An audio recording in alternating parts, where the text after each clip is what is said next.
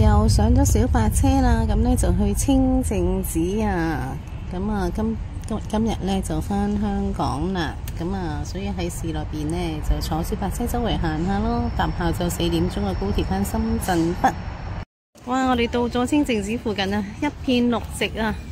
睇下個咖啡館整啲乾冰出嚟，幾特別。我哋而家行去清靜寺啊，睇下呢一個嘅伊斯蘭教即係回教，咁呢就喺呢度起嘅寺廟，應該係中國裏邊比較歷史悠久嘅清真寺啊，但係佢哋就叫清靜寺咯。我哋睇下附近啲環境，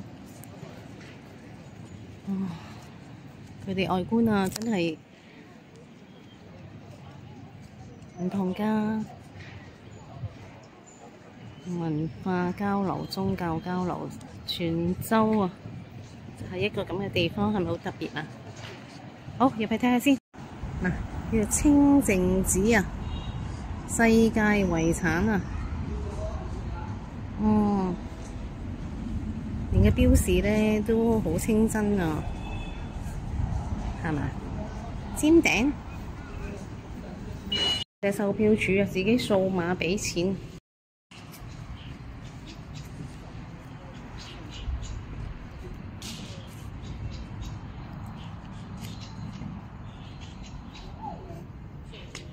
媽咪等個小朋友喺度沉思，唔知係咪想念咩經文？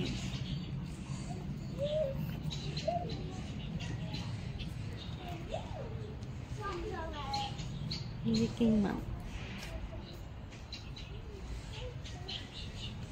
呢度清靜寺其實好細嘅咋，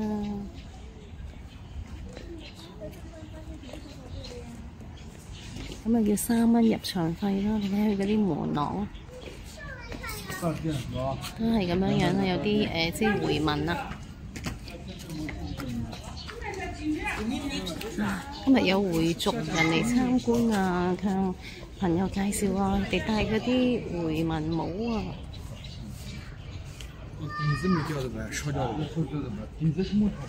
奉天壇啊，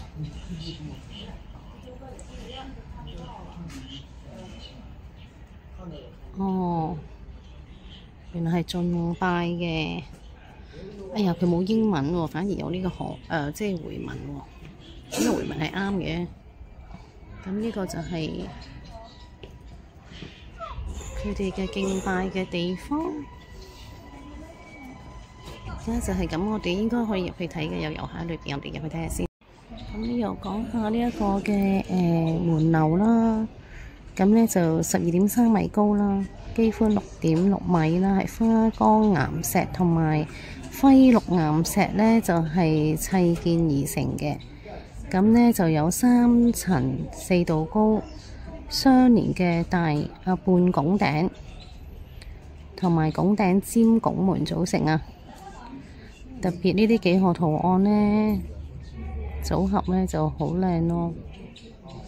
可以睇到呢，以前呢就係呢一個嘅阿拉伯人呢就嚟修建呢個清靜寺呢，佢哋都係供奉呢個回教啦，咁係一個文化交流嘅地方啊。呢度呢就講咗呢個清靜寺嘅簡介啊。宋朝開始啊，而家係我哋中國沿海4大伊斯蘭教古寺之一啊。宋朝已經開始呢個嘅斥資修建嘅，阿拉伯人起嘅，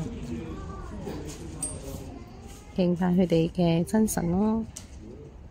而家佢哋呢，頭先我哋喺出邊睇嗰個綠色建築物咯，就係佢哋敬拜嘅場所嚟噶。咁呢，謝絕遊客參觀啊，有佢哋啲回紋咯。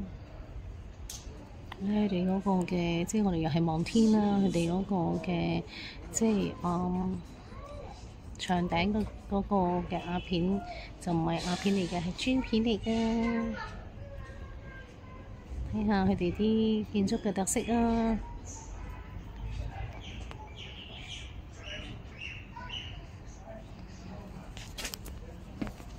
裏邊先至靚啊，不過冇得睇咯。佢哋敬拜嘅地方係應該安靜嘅。或者回教特色，佢哋柱頂呢係有月光㗎。柱裏邊呢又係呢啲嘅拱頂嘅設計啊，全部都係拱頂嘅設計，都係伊斯蘭教嘅特色啦。咁裏邊唔知係咪千年古井呢？我哋入去探索一下先。啊，佢哋個門長頂。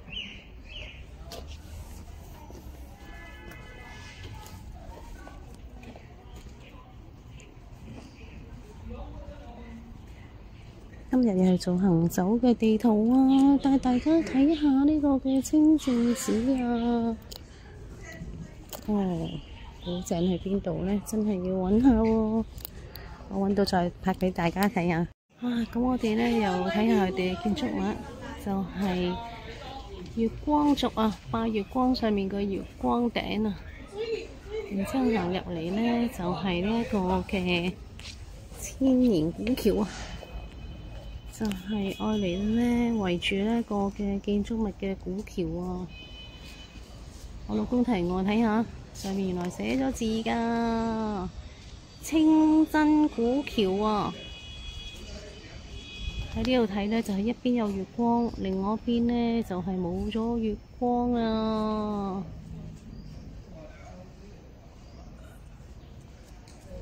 嗱，古橋嘅入口就係咁樣樣，古橋嘅另外一邊呢，就係咁樣樣呢，呢一個嘅大榕樹啊，雖然係清淨寺啊，但係都仲係有呢一個嘅泉州嘅福建嘅特色嘅設計啊，紅磚啊，咁呢就下邊係麻石啦，然之後上面就係紅磚啦，燕尾脊啦，屋頂啊一樣有呢啲設計喺度啊，係嘛？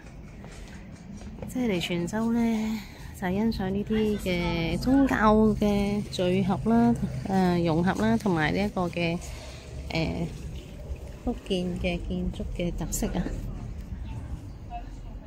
你睇下木門呢，上面嗰啲嘅木雕喎，哦，檐頂啊！真係呢，每日都係睇到呢啲咁靚嘅建築呢，即係我對眼呢，真係大開眼界。我睇咗咁耐，我諗就係呢個就係古井啊，千年古井啊，就係呢一個啦。望下落去先，我相信就係呢個係千年古井咯，但係冇乜遊客去到留意。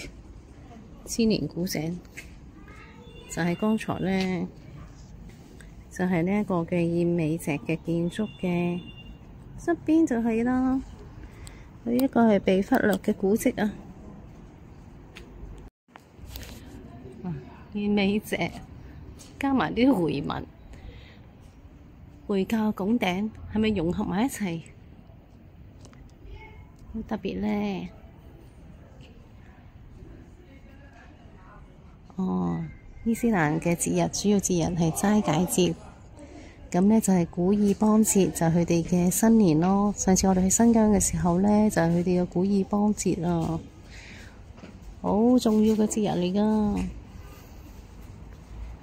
咁然之後就講伊斯蘭教嘅飲食啦，佢哋唔食豬肉啦，因為即係豬肉呢係被視為呢係不潔嘅食物啊。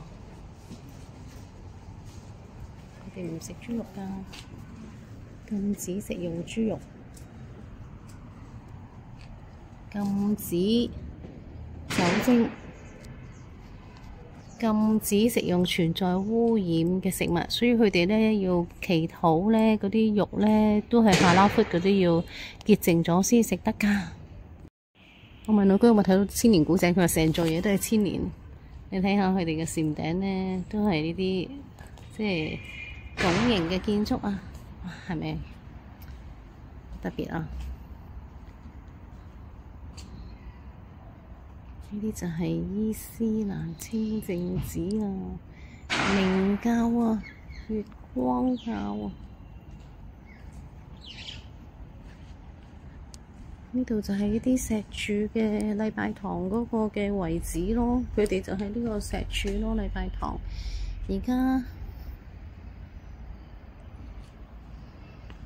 冇咗敬拜嘅地方咧，就改為去剛才見到嗰個嘅綠色建築，白色建築嗰度，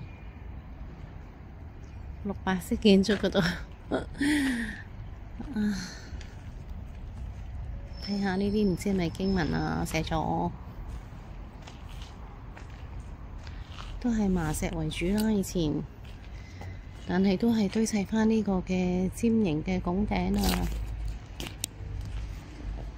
但係佢哋呢啲咧嘅窗咧就係四方框嘅喎，淨係門咧先至係拱頂嘅喎，禮拜堂裏邊嘅建築。即係呢度有啲，即係嗰啲石結構嘅遺物啦、遺址啦嘅古物啦，應該咁講。